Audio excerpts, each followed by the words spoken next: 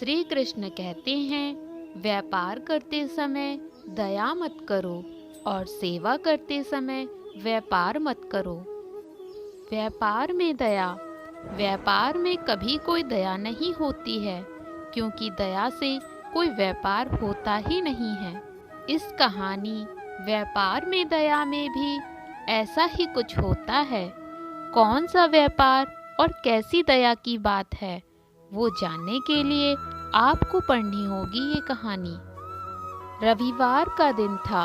छुट्टी होने की वजह से मैं उस वक्त घर पर ही था। मेरी माँ हर रोज सब्जियाँ एक सब्जी बेचने वाली आंटी से खरीदा करती थी। उस दिन भी वो सब्जी बेचने वाली आंटी हमारे घर के पास सब्जी बेचने के लिए आती हैं। मेरी माँ ने उसे मेथी के बंडल के बारे में पूछा। वो आंटी ने उसकी कीमत 20 रुपए प्रति बंडल कहा। मेरी माँ की कीमत उस सब्जी बेचने वाली आंटी की कीमत से ठीक आधी थी, पर मेरी माँ ने उस सब्जी बेचने वाली आंटी से ये भी कहा था कि अगर तुमने मुझे 10 रुपए प्रति बंडल के दाम में दे दी तो मैं तुमसे 3 बंडल खरीदूंगी। मैं देखता रहा। कुछ देर तक तो वो दोनों अपनी अपनी कीमत पर ही अड़े रहे। सब्जी बेचने वाली आंटी ने मेरी माँ से कहा कि इस कीमत पर तो मुझे भी नहीं मिली है।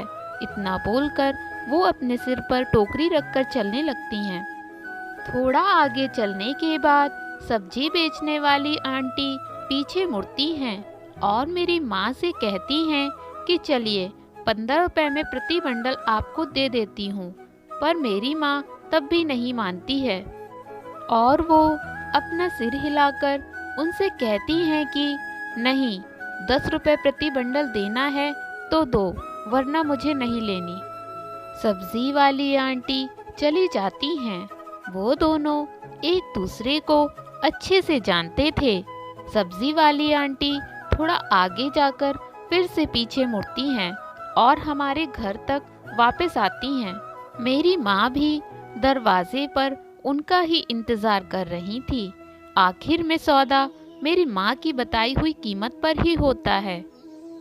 मेरी माँ मेथी के प्रत्येक बंडल को अच्छे से देखकर उसमें से अच्छे अच्छे 3 बंडल निकालकर अंत में उसे पैसे देती हैं। सब्जी वाली आंटी ने बिना गिने ही पैसे ले लिए। जैसे ही वो नीचे से उठती हैं कि उन्हें चक्कर आते हैं और वो थोड़ा लड़खड़ाने लगती हैं। मेरी माँ ने उनसे पूछा कि क्या तुमने सुबह से खाना नहीं खाया? सब्जी वाली आंटी ने कहा, जी नहीं, आज की कमाई से ही मैं चावल खरीदने वाली हूँ और घर जाकर खाना बनाने वाली हूँ।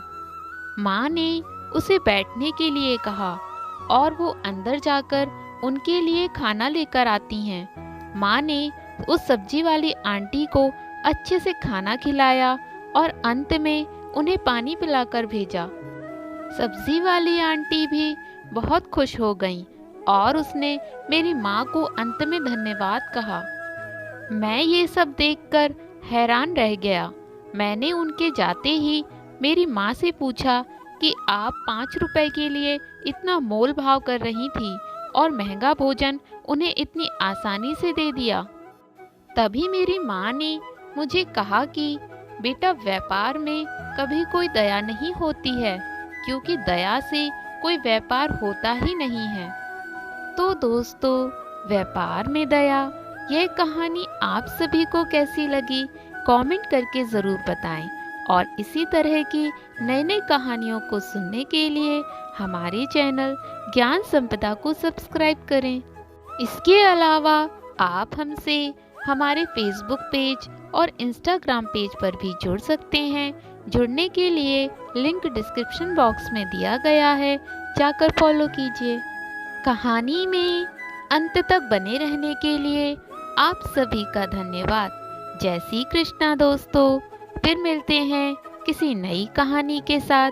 तब तक के लिए हमारे चैनल ज्ञान संपदा को लाइक करें, सब्सक्राइब करें, शेयर करें, कमेंट करें। धन्यवाद।